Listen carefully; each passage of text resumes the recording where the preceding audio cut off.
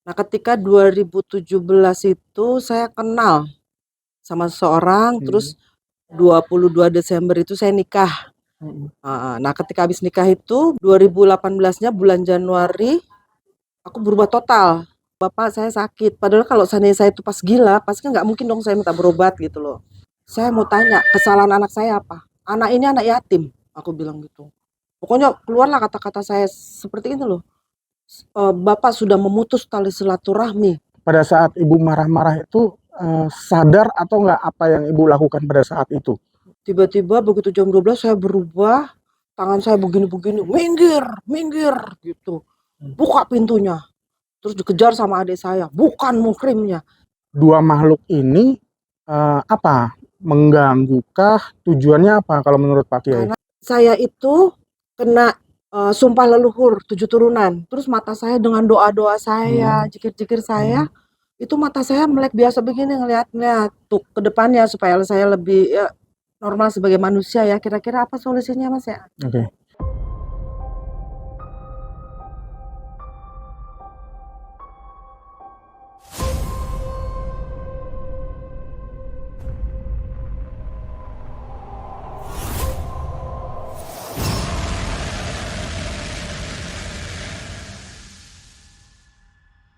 Assalamualaikum warahmatullahi wabarakatuh. Selamat malam Sobat Jejak Gentala dimanapun berada. Kali ini kita kedatangan tamu dengan Ibu siapa? Ibu Triwarsini. Ibu Triwarsini. Panggilannya Ibu Tri ya? Iya. Ya teman-teman, ini ada Ibu Tri yang akan menceritakan pengalaman-pengalaman spiritualnya yang langsung dialami oleh beliau sendiri. Jadi Bu, tadi sempat ngobrol ya di belakang kamera, ada pengalaman-pengalaman supranatural atau pengalaman spiritual yang Ibu alami nih selama ini. Boleh nggak diceritakan itu awal kejadiannya seperti apa Bu? Awal kejadian itu mungkin saya sebelumnya manusia biasa ya, kerja pulang pagi, berangkat pagi pulang malam. Pokoknya normal lah sebagai ini ya, namanya pekerja ya. Nah, ketika 2017 itu saya kenal sama seseorang, terus 22 Desember itu saya nikah. Nah, ketika habis nikah itu 2018-nya bulan Januari aku berubah total. Di kantor itu ngamuk. Ketika anak saya nggak diterima, yang besar nggak terima di pegawai honor, saya maju, langsung saya ngamuk di situ. Nah, ketika ngamuk itu keluar kata-kata, kalian sudah memutus tali silaturahmi. Kalian tahu si tali silaturahmi, belajar agama. Itu awalnya dulu. Itu pada saat 2017. 2018 awal. 2018 awal. Itu secara kejadian itu secara tiba-tiba, nggak ada sebab akibatnya. Nggak ada. Gara-gara anak saya nggak dikeluarin dari honorer. Oh, dikeluarin dari kantornya. Jadi saya sebagai ibu nggak terima. Seperti harimau yang itu loh. Kalau anaknya terluka, ibunya pasti akan terluka. Karena anak ini nangis. Ibu gitu. Aku salah apa gitu. Untuk anak saya yang nomor 1. Terus tiba-tiba marah di situ. Iya, tapi awal di situ juga 2018 awal itu pas jam 12 malam tiba-tiba saya berubah, saya ngiderin komplek, tapi arah saya tuh ke Pak Kiai. Minggir, minggir gitu. Pokoknya saya dikejar sama pas jam 12 malam. Setelah itu saya ke Pak Kiai sama Pak Kiai. Saya arahnya ke masjid, seolah-olah saya melihat kakak saya itu yang nomor 1 ditaruh di masjid. Saya kejar di situ. Terus saya pinjam kena di jalan tuh jam 12 malam. Pokoknya kondisinya udah nggak itu, tapi saya ingat sedikit-sedikit, cuman kekuasaannya nggak ada lah di situ ya. Terus saya telepon yang biasa ngerukyah anak saya yang nomor 2 ke Cibubur di sana, terus di rukyah saya, bapak saya sakit. Padahal kalau seandainya saya itu pas gila, pasti kan nggak mungkin dong saya minta berobat gitu loh. Nah, di sana proses-proses rukyah untuk pengobatan saya selama ini dari 2018 itu prosesnya udah banyak. Nah, sekarang saya ingin mencari jati diri saya. Kalau kebetulan saya pas diobatin itu saya suka ngeraung-raung, suka ini. Cuman saya kan nggak tahu saya ini siapa ya Allah gitu. Paling saya minta sama Allah, ya Allah tolong hamba ya Allah, itu aja. Banyaklah orang-orang sekitar saya yang ingin membantu saya juga. Cuman saya juga nggak ngerti. Mungkin prosesnya saya di sini saya juga nggak tahu gitu. Pada saat di kantor itu marah-marah seketika. Iya. Karena memang langsung bangun. Ya, karena memang anak ibu ini yang pertama ini dikeluarkan dari kantor, dari pekerjaannya, Iya. sehingga ibu merasa kecewa. Iya. Itu secara tiba-tiba meledak emosi, marah-marah seperti itu di depan semua orang kantor Iya, itu. iya. Saya ngadepin semuanya, yang pejabat-pejabat itu saya hadepin. Saya mau tanya, kesalahan anak saya apa? Anak ini anak yatim, aku bilang gitu. Pokoknya keluarlah kata-kata saya seperti ini loh. Bapak sudah memutus tali silaturahmi. Pada saat ibu marah-marah itu sadar atau nggak apa yang ibu lakukan pada saat itu? Emosi yang itu langsung. Tapi sadar kan? Ingat, setelah ingat sih itu, karena mata saya udah merah, kan berubah yang 2000. Kata yang melihat. Iya. Kata yang melihat ibu marah, mata ibu merah. Takut semua orang. Ya, tapi pada saat ibu marah-marah itu dalam kondisi sadar kan? Karena memang emosi gara-gara anaknya dikeluarkan dari kantor itu. Makanya itu saya udah berubah. Saya dari 2018 itu saya udah berubah. Kalau boleh saya tanya, itu berubah ini maksudnya gimana, Bu? Sebelum ibu bilang berubah ini, apa perubahan yang terjadi ini seperti apa? Apa sebelum ibu berkata berubah di tahun 2018, katakan sebelum tahun 2018, di tahun 2015 saya itu begini orangnya, begitu, gimana? Iya. Kalau sebelum-sebelumnya saya itu, saya orangnya lucu, baik, penggembira, penyayang dan penolong. Nggak pernah marah. Itu sebelum kejadian-kejadian, dan semua orang sayang sama saya. Ada yang manggil saya Ibu Pertiwi, ada yang manggil Bunda. Semuanya sayang, baik yang kecil maupun yang tua. Tapi ketika kejadian 2018 itu, orang melihat saya rasa kasihan sama takut. Karena mata saya nakutin katanya gitu. Oh, jadi perubahannya di situ ya. Jadi lebih ke diam, lebih nangis. ke karakter ya. Karakternya yang berubah ya. Diam. Yang tadinya periang, kemudian dikenal orang-orang kantor ini lucu, humoris, baik, gitu, sehingga banyak orang yang suka. Akhirnya setelah kejadian itu terjadi satu perubahan dalam hidup. Dan di dalam lingkungan pekerjaan pun banyak jadi yang takut atau sungkan atau apa bahasanya, nggak suka sama ibu gitu ya. Takut. Tapi lebih ketakut. Tapi mereka ingatnya saya kan saya lucu. Lucu, penggembira, terus ngayomi semuanya gitu, awalnya. Oke. Nah, pada saat cerita tadi dikala jam 12 malam itu ibu keliling komplek. Iya. Keliling komplek rumah. Itu apa sebelumnya yang terjadi sebelum keluar rumah itu ibu merasakan apa? Waktu itu saya sama anak saya yang nomor 2 lagi joget-joget, nyanyi-nyanyi di dapur. Tiba-tiba begitu jam 12 saya berubah, tangan saya begini-begini, minggir gitu. Buka pintunya. Terus dikejar sama adik saya, bukan muhrimnya. Terus saya arahnya tuh sepertinya dalam pikiran saya tuh saya udah janjian sama Pak Kiai belakang rumah saya. Jadi saya larinya ke situ ketika saya mulai blank itu. Nah, ketika di sana itu sama Pak Kiai sama langsung bilang gini, saya dimasukin tubuh saya sama 2. Jadi nggak terima. Saya ngobrol gitu sama Pak Kiai. Sama Pak Kiai dipegangin apa? Seolah-olah saya ngeliat kakak saya itu ada di masjid, ruhnya. Terus saya langsung menjemuk kena dibawa lari sendiri ke masjid. Dari masjid saya bawa, seolah-olah saya itu bawa kakak saya yang udah meninggal itu. Saya bawa pulang gitu. Nah, pada saat terjadi ibu yang berkata tadi tiba-tiba minggir, buka pintunya, itu dalam kondisi nggak sadar udah. Itu yang cerita anak kedua ibu. Saya ingat. Jadi ada sebagian dari pikiran saya tuh saya ingat, tapi sedikit-sedikit aja saya ingat gitu. Jadi nggak kena ke otak saya itu loh. Jadi masih ingat aja. Cuman kan katanya nggak boleh diinget-inget. Cuman ya kalau suruh begini ya ingat. Iya. Nah, kemudian entah kenapa setelah keliling komplek itu, jadi seakan-akan ibu sudah janjian sama Pak Kiai pada malam itu. Ada di sini seolah-olah saya tuh udah sering ngobrol sama Pak Kiai, karena sebelumnya saya kan sering ke Pak Kiai itu loh. Sebelumnya. Jadi sebetulnya ada komunikasi sama Pak Kiai dan janjian udah ke sana gitu. Seolah-olah, tapi kan saya itu nggak tahu. Pak Kiai juga kaget. Kebetulan di Pak Kiai juga kan banyak jamaahnya. Otomatis saya kan dimarah-marahin karena nggak begitu kenal sama saya. Siapanya? Jamaahnya Pak Kiai. Oh, dimarahin sama jamaahnya. Iya, karena jam 12 malam, 12:30. Ada seorang yang naruh di badan saya Abah sama Nyai gitu. Nah, terus tangan saya dipegang gini, dilepas saya terus langsung itu Pokok duduk dulu, sila dipegang sama Pak Kiai, duduk tuh. Karena nggak sembarangan masuk ke Pak Kiai kan.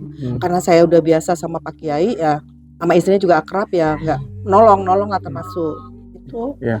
Terus menurut keterangan dari Pak Kiai ini, dua makhluk ini apa? Mengganggu-kah? Tujuannya apa kalau menurut Pak Kiai? Karena di badan saya udah banyak, ditaruhin itu nggak terima gitu. Sama seseorang ini ditaruhin selain dua makhluk itu? Iya, Nyai sama Abah. Maksudnya gimana? Selain dua makhluk?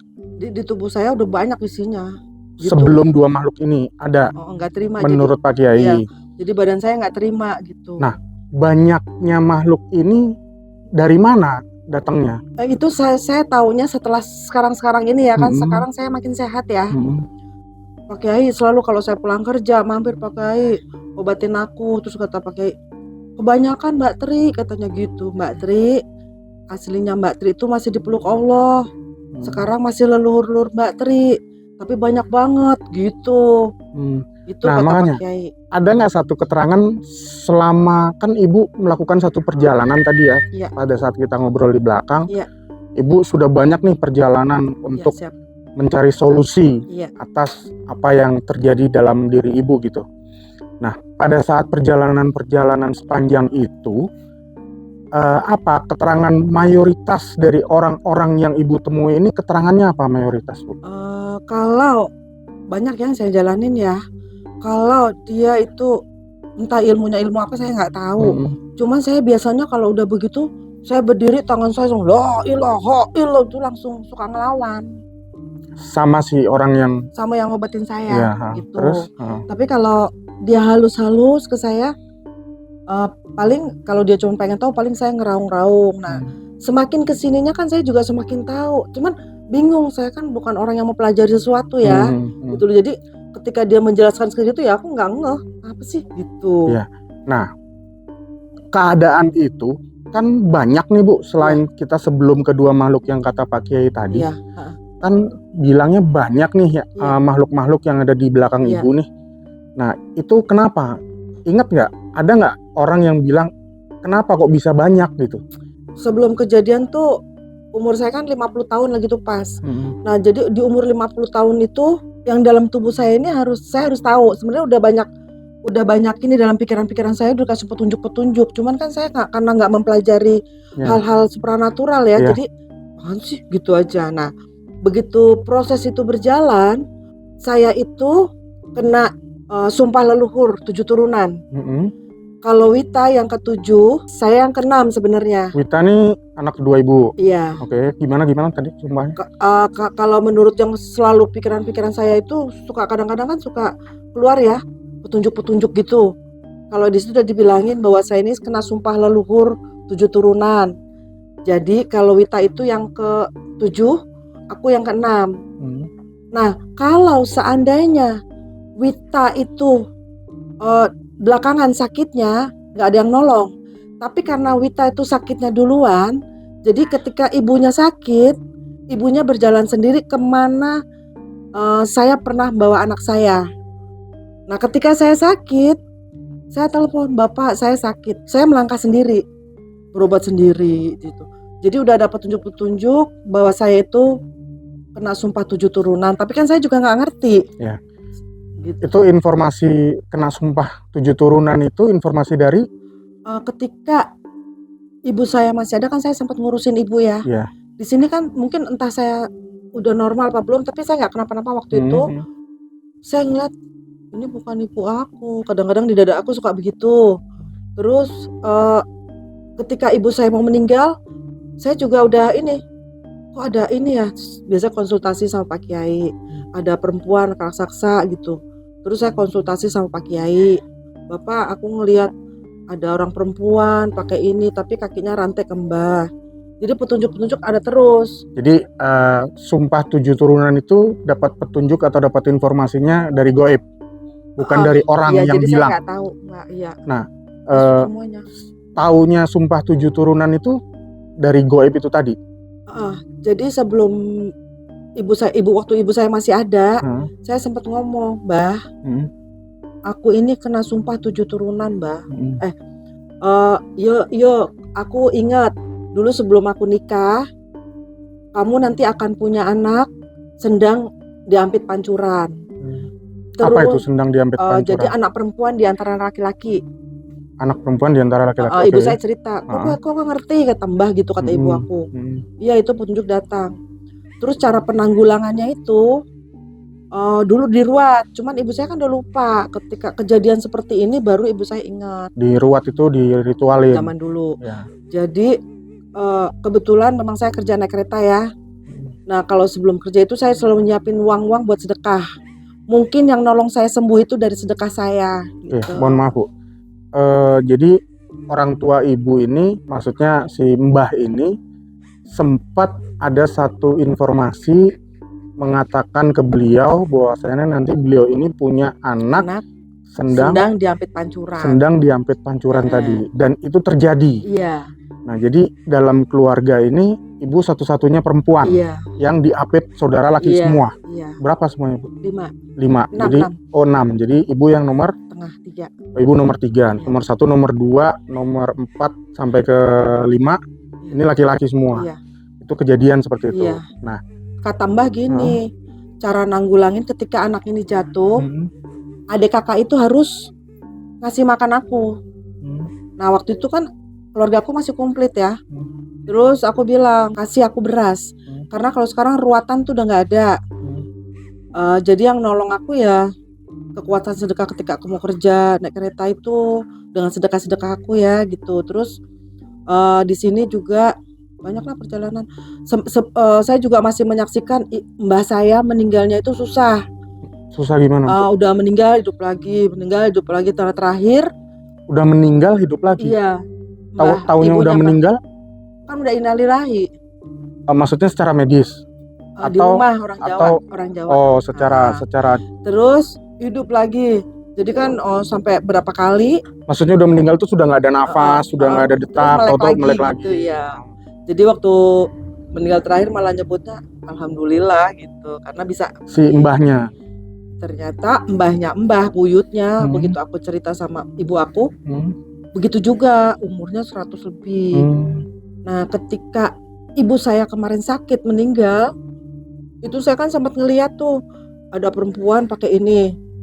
Terus kakinya ngerantek ke ibu saya. Terus saya konsultasi sama Pak Kiai. Bapak, aku kok Mbah tadi udah aku bawa ke rumah sakit nggak diterima semuanya, aku bilang gitu. Terus gimana ya Pak, dikasih Pak Kiai dikasih air ya, nggak usah. Terus saya harus apa? Ngomong aja sama romonya. Terus gimana caranya saya nggak tahu. Gitu. Romo ini siapa Bu? Ki Romo Semar. Siapa ini? Kalau istilahnya pewayangan dulunya ya, itu memang sudah. Saya juga nggak tahu semuanya, tapi ketika saya waktu di Jogja. Kan saya juga itu ya dari kantor kebetulan ada kegiatan, saya ziarah ke makam raja-raja ya. Ketika saya ziarah itu kan pulang udah pamitan, tiba-tiba banyak yang masuk di kaki saya. Terus saya ngambil ngerokok langsung begini, cukup. Ki Romo Semar turun tangan. Nah di situ sebenarnya saya juga nggak ngeh gitu loh, nggak tahu, cuek aja. Nah saya ada pertolongan di situ juga. Nah kalau kemarin yang Pak Kiai bilang ngomong sama romonya gitu. Ngomongnya gimana gitu, terus tiba-tiba aku suka ngoceh sendiri. Kan perjalanan banyak nih Bu ya, spiritual untuk mencari solusi atas kesembuhan apa yang dialami. Yang aneh sama aku. Ya, dari keanehan-keanehan yang dialami ini ketemu dengan A, B, C, D, E, F, G dan lain sebagainya ini sudah lama banyaknya udah. Iya, dari udah 2018 tahunan, ya. Dari 2018. Berarti rata-rata yang terjadi belum menemukan solusinya. Seperti itu ya, sampai alhamdulillah berangsur-angsur sekarang alhamdulillah sudah mulai normal kembali. Meskipun ada beberapa maksudnya ibu saat ini masih ada merasa masih ada gangguan-gangguan yang dialami atau gimana? Kalau sampai kemarin saya galaknya kalau nggak sesuai sama saya langsung maju, langsung ngambil gitu. Oh, jadi terus saat ini yang masih ada ini faktor emosinya ya. Jadi pada saat ada satu hal yang tidak berkenan sama ibu nih, langsung meledak gitu. Emosinya langsung meledak, nggak kontrol gitu ya. Langsung begini. Oh, seperti itu. Lainnya cuman emosi. Saya juga pengennya kan kebaikan ya, nggak mau saya juga dikuasain sama sesuatu yang saya tidak mengerti. Betul. Terus kalau orang suka nyolek saya, suka ngeraung-ngeraung, padahal saya juga nggak tahu. Maksudnya gimana? Orang nyolek raung-raung maksudnya gimana? Langsung wow gitu. Maksudnya kalau ada yang nyolek ibu. Kalau orang sekedar begitu aja kayak kemarin. Misalkan saya nyolek ibu nih begini, terus ibu langsung raung gitu. Misalkan saya Dulu orang- awal-awal iya, tapi lama-lama kan enggak. Nah ini ada lagi nyoba dari belakang dia begini, langsung saya wow gitu. Oh, jadi kalau ada orang yang memiliki satu ilmu, Iya. iseng sama Iya. ibu langsung berasa dan efeknya itu yang terjadi, langsung meraung Iya, tapi gitu dia ya. megang gitu, iya. Hmm.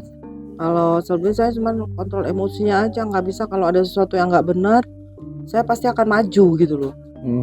Tapi sedih-sedih saya juga malu ya sebagai istilah saya punya anak buah, kok emosinya kayak gini, nggak boleh orang salah gitu loh. Yang saya nggak mau. Jadi orang-orang ya di samping takut juga hormat sama saya juga. Mungkin sesuatu dalam tugas saya juga nggak tahu. Banyak lah saya konsultasi ya ngobrol. Terus sempat ada cerita tadi waktu di belakang kamera Bu, waktu kejadian di Jogja di penginapan itu apa Bu kejadiannya? Oh awal kejadian ya. Jadi waktu pertama awal kejadian sebelum saya di Rukiah, tiba-tiba klap ada mata. Waktu di Jogja masuk di penginapan di mata itu. Saya, di penginapan itu. Hotelnya hotel bagus semua. Nah ketika dia sampai di mata saya, seolah-olah saya tuh memang bisa mempengaruhi orang. Jadi saya lagi tuh ngambil kuliah S2 juga ya. Ini apaan sih kuliah kayak gini? Saya tinggal ngomong sedikit aja, langsung pada ketawa. Gitu. Saya bisa mempengaruhi untuk gembira. Terus orang tangannya begini-begini bisa dulu. Terus saya disuruh berendam di daerah situ. Pokoknya di itu deh kapur gitu. Berendamlah saya. Orang-orang berendam ke situ. Gak ada yang berani masuk ke dalam itu dengan mata melek. Sementara karena saya nggak tahu, saya pengen sehat, saya masuk ke dalam. Terus itu begitu saya tahu matanya tuh nggak boleh melek, saya malah melek di situ. Untung mata saya nggak kenapa-napa. Nah di situ saya hilang untuk mempengaruhi orang. Jadi pernah Ibu datang ke seseorang dan saran dari seseorang tersebut, Ibu disuruh berendam. Iya. Berendam ini di mana? Di laut, di sungai, di kolam renang? Biar refreshing di air kapur yang di daerah itu. Air kapur di satu daerah? Iya. Air kapur ini apa? Berupa kolam renang kah atau bak mandi kah? Kayaknya bentuk kolam-kolam begitu. Oh, jadi memang kolam buatan. Pada saat bukan itu ini air apa namanya, air itu loh, mata air deh. Air kapur. Kapur. Nah, pada saat berendam di situ konon katanya orang nggak berani melek, tapi di situ Ibu melek. Iya, malah nyemplung. Terus mata saya dengan doa-doa saya, jikir-jikir saya, itu mata saya melek biasa begini ngeliat. Begitu udah selesai mandi bersih-bersih gitu, baru dibilangin bahwa di situ mata jangan sampai kena kapur air itu, air belerang. Mandi air belerang. Oh, air belerang. Iya, bukan kapur, air belerang. Oh iya. Tapi di situ malah saya melek. Nah, di situ mata saya sembuh. Oke, dan situ masih melanjutkan perjalanan terus ya, dan dengan kejadian-kejadian yang aneh-aneh yang Ibu alami. Iya. Nah, setelah perjalanan ini ya Mas ya, kan dari 2018 ya, untuk kedepannya supaya saya lebih normal sebagai manusia ya, kira-kira apa solusinya Mas ya? Oke. Nah, jadi sepanjang perjalanan yang telah Ibu lakukan dengan kejadian-kejadian yang menimpa diri Ibu, entah itu ada yang bilang Ibu kena santet, ada yang bilang Ibu kena guna-guna, ada yang bilang Ibu ada sosok yang banyak yang masuk ke dalam diri Ibu gitu ya. Jadi kalau menurut saya nanti solusinya kita tanyakan sama Kiseno. Jadi teman-teman, bagaimana untuk solusi dari Ibu Tri ini? Untuk lebih jelasnya dan lebih detailnya kita kupas sama Kiseno, dan semoga juga ada satu solusi untuk Ibu Tri melalui tangan Kiseno dari Allah Subhanahu wa Ta'ala. Amin. Ya, baik teman-teman, langsung saja kita panggil Kisenonya untuk hadir ke tengah-tengah kita. Silakan Kiseno.